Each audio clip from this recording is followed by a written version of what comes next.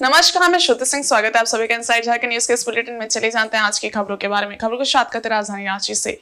लोकसभा में नेता प्रतिपक्ष राहुल गांधी की ओर से रांची में दिए गए बयानों पर भारतीय जनता पार्टी ने कड़ी आपत्ति दर्ज कराई है। पार्टी के वरिष्ठ नेता और केंद्रीय रक्षा राज्य मंत्री संजय सेठ और राष्ट्रीय प्रवक्ता गौरव वल्लभ ने रांची में आयोजित एक प्रेस वार्ता में राहुल गांधी द्वारा पत्रकारों की जाति पूछने पर कड़ी प्रतिक्रिया व्यक्त की है। राष्ट्रीय प्रवक्ता ने कहा कि राहुल गांधी पत्रकारों से उनकी जाति पूछ रहे हैं। सबसे पहले उन्हें अपने धर्म का खुलासा करना चाहिए। उन्होंने कहा कि राहुल गांधी की मानसिकता सिर्फ और सिर्फ देश और झारखंड को बांटने की है। राहुल गांधी संविधान की रक्षा की बात करते हैं, लेकिन संविधान निर्माता बाबा साहेब अम्बेडकर को 5 दशक तक कांग्रेस की सरकार ने भारत रत्न क्यों नहीं दिया। आदिवासी समाज की बात करने वाले राहुल गांधी ने राष्ट्रपति चुनाव के दौरान द्रौपदी मुर्मू को निर्विरोध क्यों नहीं चुना है। गौरव वल्लभ ने कहा कि कांग्रेस मुसलमान को आरक्षण देने की पक्ष धर रही है। वह आदिवासी और दलितों के आरक्षण को काटकर मुसलमान को आरक्षण देना चाहती है। राहुल गांधी अमेरिका में जाकर आरक्षण और संविधान की बातें करते हैं। उन्होंने कहा कि भारतीय जनता पार्टी ने बार बार कहा है कि वह किसी भी हालत में आदिवासी और दलितों के आरक्षण को काटकर मुसलमान को आरक्षण का लाभ नहीं देने देगी। जिस राष्ट्रीय पार्टी ने देश की पहली आदिवासी महिला मुख्यमंत्री का मजाक उड़ाया और जो शब्द बोले हैं वो मैं बोलना नहीं चाहता।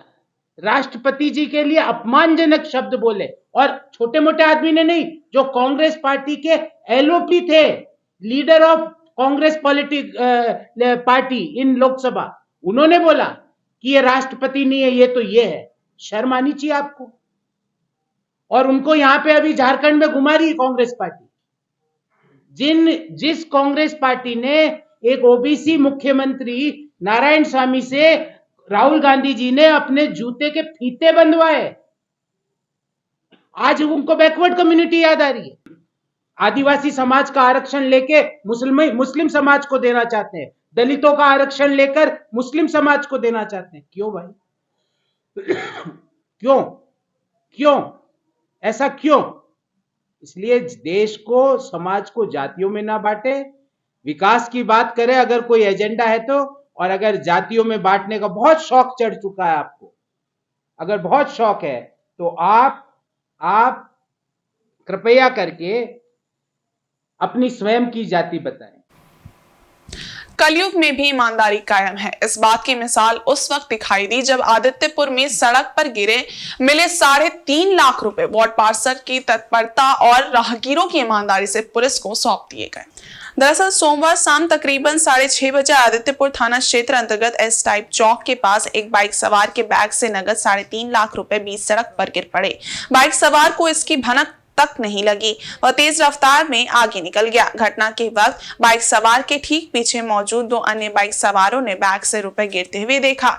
इसके बाद इन दोनों ने अपने ईमानदारी की मिसाल दी। मामले की जानकारी होने पर स्थानीय निवर्तमान वार्ड पार्षद सुधीर कुमार मौके पर पहुंचे। तत्परता दिखाते हुए उन्होंने आदित्यपुर थाना और पत्रकारों को सूचित किया। मौके पर पहुंची पुलिस की टीम ने जांच में पाया कि बैग से 3.5 लाख रुपए नकद हैं। पुलिस ने दोनों राहगीरों से जानकारी एकत्रित कर रुपए अपने कब्जे में ले लिए हैं और आगे अनुसंधान में जुट गई है। आदित्यपुर एस टाइप चौक के पास नगद 3.5 लाख रुपए सड़क पर गिरे टाटा पावर कंपनी के कर्मचारी अनंग कर्मकार और रेड एफएम के रेडियो जॉकी अभय को प्राप्त हुए थे। अनंग ने बताया कि वे आदित्यपुर निजी काम से आए थे, जहां से लौटने के दौरान उन्हें नगद रुपए प्राप्त हुए। वहीं आरजे अभय ने बताया कि वे ऑफिस जा रहे थे। इसी क्रम में उन्होंने रुपए गिरा हुआ देखा। पुलिस द्वारा निवर्तमान वार्ड पार्षद सुधीर कुमार एवं दोनों राहगीरों को सम्मानित किए जाने की तैयारी की जा रही है। स्थानीय वार्ड है, हम यहाँ के निवर्तमान पार्षद सुधीर कुमार सिंह हुए, वार्ड संख्या 22। हम जस्ट घर से निकल के अपने बाइक से आ ही रहे थे। जस्ट अपना टर्निंग में देखे कि कहीं बहुत सारा भीड़ हो गया है, कहीं एक्सीडेंट ना हो गया हो, तो हम वहाँ रुक के जानकारी लिए तो किसी अनजान व्यक्ति के बैग से पैसा गिर गया है। तब तक में फिर हम आदित्यपुर थाना के रंजीत भैया को फ़ोन लगाएं कि इसकी जानकारी सबको पता चल जाए कि ये पैसा किसका गिरा है, किसी गलत आदमी को नहीं जाए। पेपर के माध्यम से आपसे निवेदन करते हैं कि ये पेपर में छापिए कि सही आदमी को 3.5 लाख रुपए के करीब पैसा है जो मिल जाए। किसी भी जो ज़रूरतमंद का हो सकता है हॉस्पिटल के खर्चा के लिए हो सकता है, लेबर पेमेंट के लिए हो सकता है। आप सबसे यही अनुरोध है कि ये पेमेंट सही आदमी को मिल जाए। अभी 15-20 मिनट पहले सूचना मिला कि इस टाइप मेन रोड में कुछ पैसा का बंडल गिरा हुआ है और 2 व्यक्तियों को मिला था। वो लोग अपना ईमानदारी दिखाते हुए अपना आए यहाँ पर ओबीसी के घर के बगल में, लोगों को बताए। तो उस तक हम लोग को सूचना मिला, सूचना के बाद आए ऐसा अपने कब्जे में लेकर के जा रहे हैं। तो प्रॉपर पेपर में हम लोग निकलवाएंगे, जिनका भी होगा अपना सबूत के साथ आकर के थाना से। कितने पर? अब गिनती तो नहीं कर पाए हम लोग, लेकिन देखने से लगता है कि 2.5 लाख रुपये होना चाहिए, इसको गिनती कर लिया जाए। और केंद्रीय रक्षा राज्य मंत्री और रांची के सांसद संजय सेठ ने झारखंड में 20 नवंबर को होने वाले मतदान में लोगों से बढ़ चढ़ कर वोट करने की अपील की है। उन्होंने दावा किया है कि इस बार प्रदेश में भाजपा की सरकार बनेगी। रांची में आयोजित संवाददाता सम्मेलन को संबोधित करते हुए केंद्रीय मंत्री ने कहा कि लोगों के रुझान को देखते हुए ये कहा जा सकता है कि 23 नवंबर को भारतीय जनता पार्टी के नेतृत्व में 2/3 बहुमत से एनडीए की सरकार बनने जा रही है। उन्होंने कहा कि बीते 23 नवंबर को हुए मतदान में मतदाताओं ने बढ़ चढ़ कर वोट किया है, इसके लिए वह बधाई के पात्र हैं। बता दें कि झारखंड विधानसभा चुनाव के अंतिम चरण की 38 सीटों के लिए सोमवार की शाम प्रचार का शोर थम गया। अब वोटिंग को लेकर तैयारी शुरू हो गई है। सभी मीडिया कर्मी, चुनाव में लगे हुए लोग, आम लोग जिन्होंने बढ़ चढ़कर पहले चरण में 13 तारीख को जमकर वोट किया और 20 तारीख को जमकर वोट करने जा रहे हैं। और पहले चरण में जो 43 जगहों पे चुनाव हुए, उस चुनाव ने सिद्ध कर दिया कि भारतीय जनता पार्टी के नेतृत्व में बहुमत वाली सरकार नहीं, 2/3 बहुमत से सरकार बनने जा रही है। और 20 तारीख को जो सूचनाएं आपके माध्यम से, हमारे माध्यम से, उन सूचनाओं के आधार पर अधिकांश सीटों पर एनडीए के उम्मीदवार जीतने जा रहे हैं। रांची के उपायुक्त से जिला निर्वाचन पदाधिकारी ने सोमवार रात मोराबादी फुटबॉल स्टेडियम स्थित डिस्पैच सेंटर और विभिन्न चेक पोस्ट का निरीक्षण किया। निरीक्षण के दौरान उपायुक्त ने ड्यूटी पर तैनात पुलिस, प्रशासनिक पदाधिकारियों और कर्मियों को आवश्यक दिशा निर्देश दिए। रांची जिला अंतर्गत सिल्ली और खिजड़ी विधानसभा के लिए 20 नवंबर को मतदान होना है। इन दोनों विधानसभा क्षेत्र के लिए पोलिंग पार्टियों का डिस्पैच मंगलवार को होगा। डिस्पैच सेंटर में मतदान कर्मियों के सामग्री, ईवीएम प्राप्ति, कंट्रोल रूम की स्थापना, साइन एज आदि के लिए की गई व्यवस्था का निरीक्षण करते हुए उपायुक्त द्वारा मतदान कर्मियों की सुगम रवानगी सुनिश्चित करने का निर्देश दिया गया। इस दौरान उपायुक्त ने विभिन्न चेक पोस्ट का भी निरीक्षण किया और वहां प्रतिनियुक्त पुलिस पदाधिकारियों को आवश्यक दिशा निर्देश दिया। उन्होंने कहा कि अगले 48 घंटे काफी महत्वपूर्ण हैं। पूरी सतर्कता से वाहनों की जांच करें, रजिस्टर में वाहनों एवं चालकों की समुचित एंट्री करें। प्रत्येक चेक पोस्ट पर उन्होंने संबंधित थाना प्रभारी से भी बात करते हुए आवश्यक व उचित दिशा निर्देश दिया।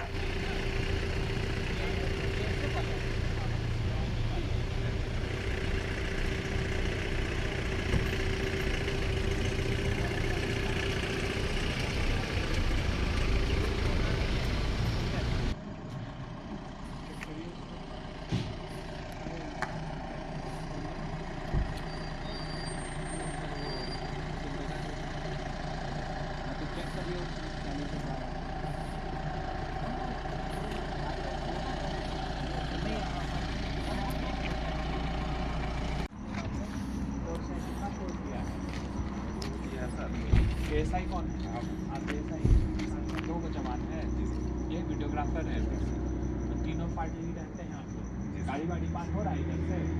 रात में तो कम होता है, लेकिन चेकिंग बढ़िया से करना है। सारा दारू पैसा रात को ही जाएगा।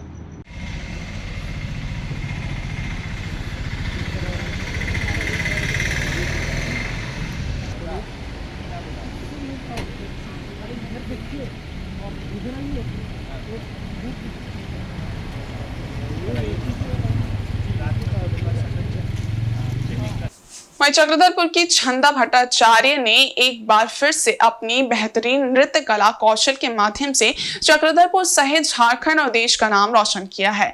इस बार छंदा भट्टाचार्य अंतर्राष्ट्रीय स्तर पर अपनी नृत्य प्रतिभा की छाप छोड़ी है। छंदा भट्टाचार्य ने नेपाल में आयोजित अंतर्राष्ट्रीय नृत्य प्रतियोगिता में वर्ल्ड रिकॉर्ड अचीवर अवार्ड जीता है। इस चीज से छंदा भट्टाचार्य और उनके अभिभावक सहित प्रशंसक काफी खुश हैं। बता दें कि नेपाल में 17 नवंबर को Indo Nepal international cultural festival 2024 के तहत अंतर्राष्ट्रीय स्तर पर नृत्य प्रतियोगिता का आयोजन किया गया था, जिसमें कई देशों से प्रतिभागियों ने भाग लिया था। चक्रधरपुर की छंदा भट्टाचार्य ने इस प्रतियोगिता में भाग लेते हुए अपने देश भारत का प्रतिनिधित्व किया। जलते हुए कई मटकों को सिर पर रखकर और राष्ट्रीय ध्वज तिरंगे को हाथ में लेकर छंदा भट्टाचार्य ने अपने नृत्य कला कौशल को दर्शकों के सामने पेश किया। छंदा भट्टाचार्य के नृत्य को देख दर्शक मंत्रमुग्ध हो गए। दर्शकों ने तालियों के जोरदार करतल ध्वनि से उनके प्रदर्शन को सराहा। कार्यक्रम के अंत में पारितोषिक वितरण समारोह के दौरान छंदा भट्टाचार्य को वर्ल्ड रिकॉर्ड अचीवर अवार्ड से नवाजा गया। मालूम रहे कि छंदा भट्टाचार्य चक्रधरपुर की उभरती हुई कलाकार हैं, जो लगातार राष्ट्रीय और अंतर्राष्ट्रीय स्तर के नृत्य प्रतियोगिताओं में भाग लेकर पुरस्कार छटक रही हैं। छंदा भट्टाचार्य के इस उपलब्धि से चक्रधरपुर वासी काफी गौरवान्वित महसूस कर रहे हैं।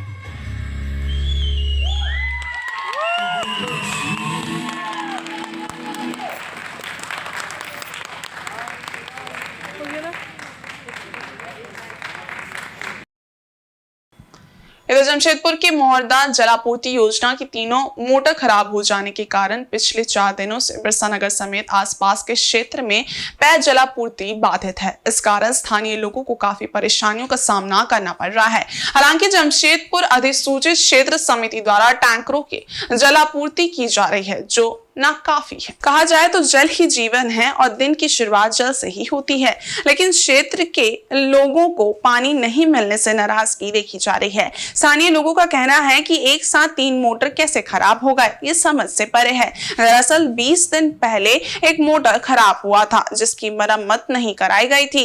इसके कुछ दिनों बाद दूसरा मोटर भी खराब हो गया। पिछले 1 सप्ताह से पेयजल परियोजना एक ही मोटर के भरोसे चल रही थी, वो भी 4 दिन पहले खराब हो गई है।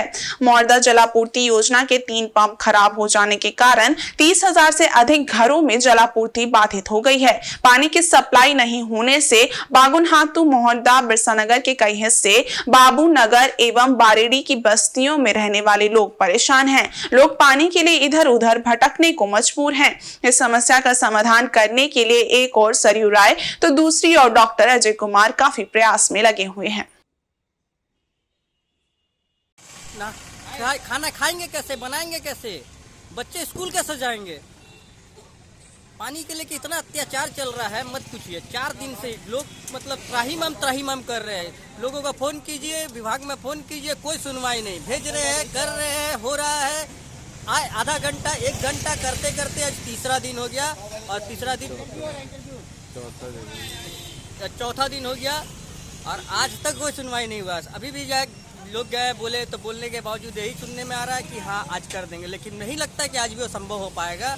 और इसी कारण क्या है कि मजदूर नहाएंगे नहीं। सुबह बिना पानी का कोई काम नहीं होता। सुबह उठना है तो बाथरूम जाना, बाथरूम के लिए पानी चाहिए, नहाना है, पूजा करना है, उसके बाद आदमी ड्यूटी जाएगा, खाना बनाएगा, टिफिन लेके जाएगा। अगर ये सारा चीज़ नहीं होगा तो कहाँ मजदूर तो मर जाएंगे हम लोग। दोहरा नीति चल रही है, ये दोहरा नीति है। तो क्वार्टर लोगों को पानी बंद देता आधे जहाँ देख लीजिए कि कॉलोनी क्षेत्र वहाँ भरपूर पानी है।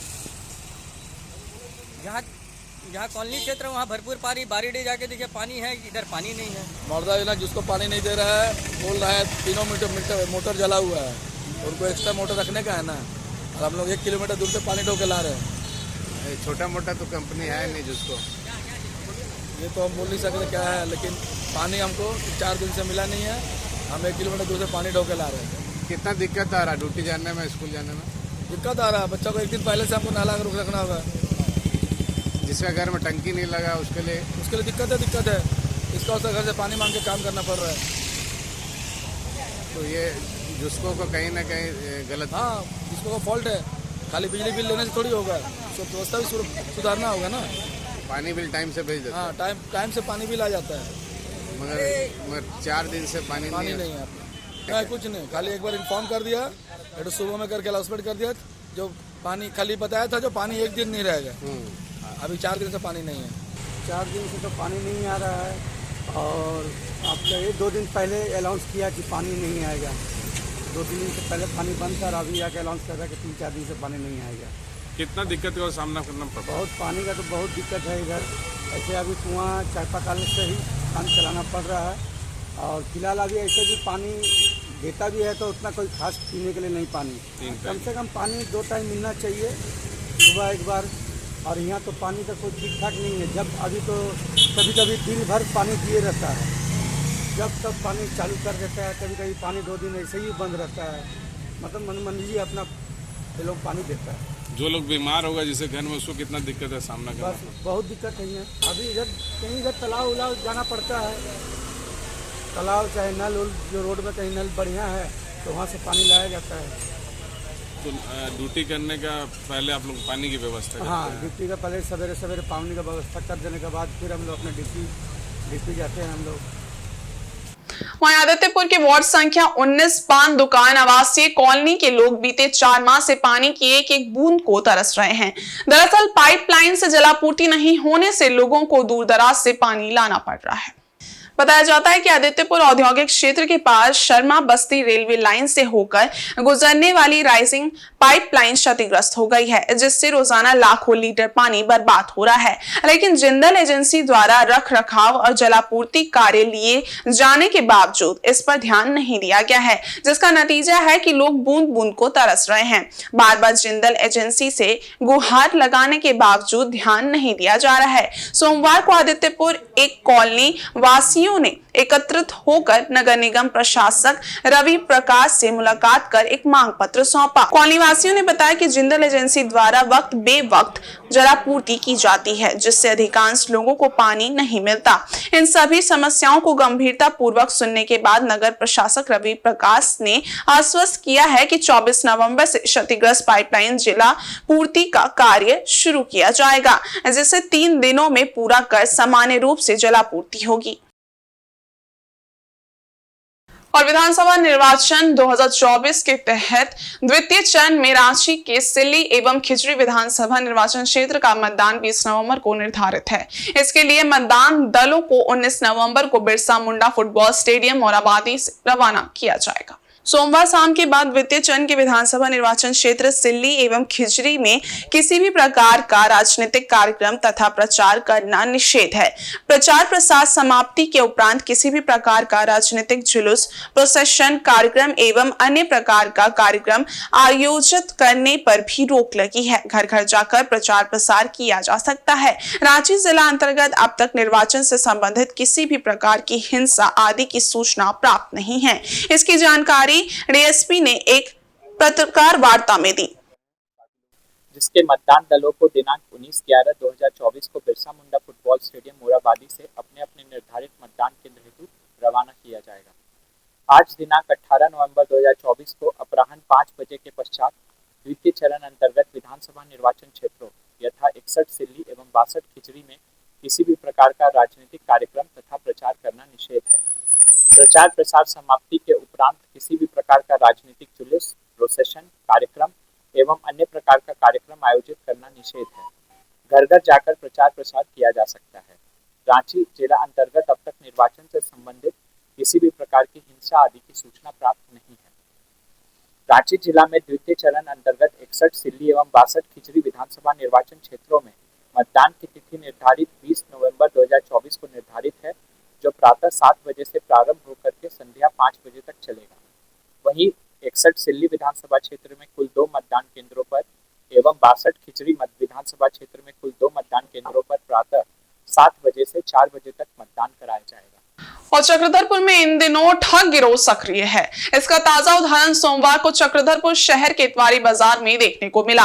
यहाँ एक चावल विक्रेता से एक ठग ने 20,000 रुपए की ठगी कर ली। पीड़ित ने इसकी शिकायत पुलिस से की है। जानकारी के मुताबिक एक युवक चावल खरीदने के लिए इतवारी बाजार पहुंचा। युवक मोहन दास गुप्ता चावल वाले के पास गया और 2 ई रिक्शा में 15-15 किलो का चावल का बोरा लोडिंग करवाया।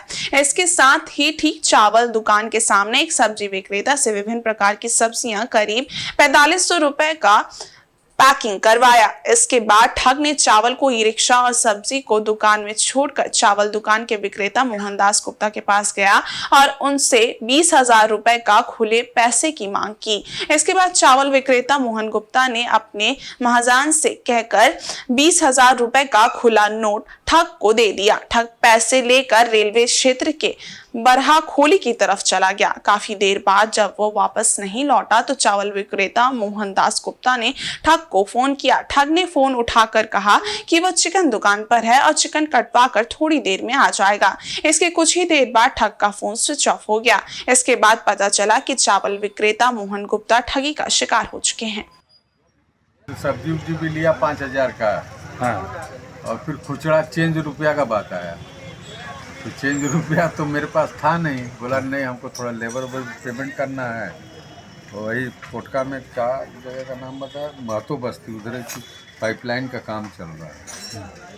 तो खुचरा वही 20,000 रुपया मंगाए और वो रुपया उसको हम पहले ही दे दिए हाथ में। बस उसी के बाद आपको चेंज मांगा गया था? हाँ हाँ। चावल भी लिया 30 पैकेट। अच्छा। सब्जी लिया 5,000 रुपये का। हाँ। सब्जी वाला को पैसा दिया? ना किसी को नहीं, तो अभी ड्रिलिंग चल ही रहा था ना। तो आपका कितना नुकसान हुआ? 20,000 जो कैश दे दिए उसको। और सब्जी वाला का? कुछ नहीं, किसी का कुछ नुकसान नहीं हुआ। किसी का कुछ नहीं हुआ? सिर्फ कैश लेके यहाँ से फरार हुआ क्या? कैश तो मेरा एडवांस देना ही बेकार हो गया। हम तो यही चाहेंगे भाई सब सतर्क रहें, सतर्क। हाँ, यही आदमी जो आप दिखाएं। तो कहाँ से मिला है फोटो? ये तो कैमरा लगा हुआ है ना। अच्छा, कैमरा से पता चल रहा है ना। और इस बुलेटिन में बस इतना ही। ब्रेक के उस बारे कुछ और खास खबरें, तब तक के लिए देखते रहिए इनसाइड झारखंड न्यूज। धन्यवाद।